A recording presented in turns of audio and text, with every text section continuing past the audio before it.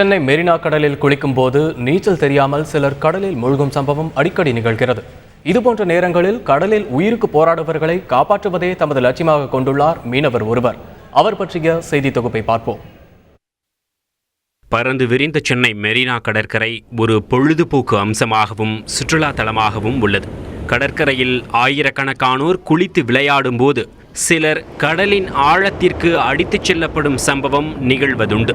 நீச்சல் தெரியாமல் கடலில் உயிருக்கு போராடுபவர்களை மீட்கும் பணியை செய்து வருகிறார் சிந்தாதிரிப்பேட்டையைச் சேர்ந்த மீனவர் வெங்கடேஷ். நிறைய பேர் இந்த பீச்சுக்கு வராங்க.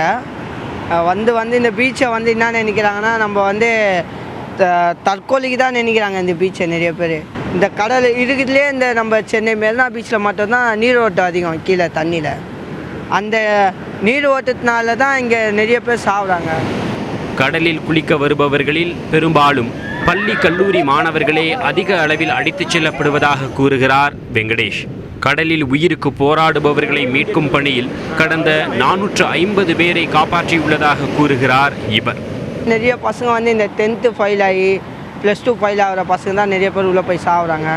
இன்னொன்று ஸ்விம்மிங் தெரியாத பசங்க நிறைய பேர் ஒரு ஃபிஷர்மேன் சொல்கிறாரு, தம்பி அந்த இடத்துல போகக்கூடாதுப்பா, அங்கே போய் நீயக்கூடாதுன்னா அந்த ஃபிஷர்மேனை கேள்வி கேட்குறாங்க. நீங்கள் ஏன் சொல்கிறீங்க, எங்களுக்கு எல்லாமே தெரியும் இந்த கடலை பற்றின்னு சொல்கிறாங்க. ஆனால் அவங்க போய் மாட்டிக்கின பேர் தான் அந்த ஃபிஷர்மேனே கூப்பிட்றாங்க நிறைய பேர். தமது 11 வயதில் படகில் கடலில் செல்லும் போது ஆபத்தில் சிக்கிய 2 பேரை காப்பாற்றியுள்ளதாக கூறும் வெங்கடேஷ், அன்று முதல் ஒரு சமூக சேவையாக கடலில் விழுந்தவர்களை காப்பாற்றி வருவதாக தெரிவிக்கிறார். தந்தி டிவி செய்திகளுக்காக ஒளிப்பதிவாளர் தேவராஜுடன் தங்கமணி.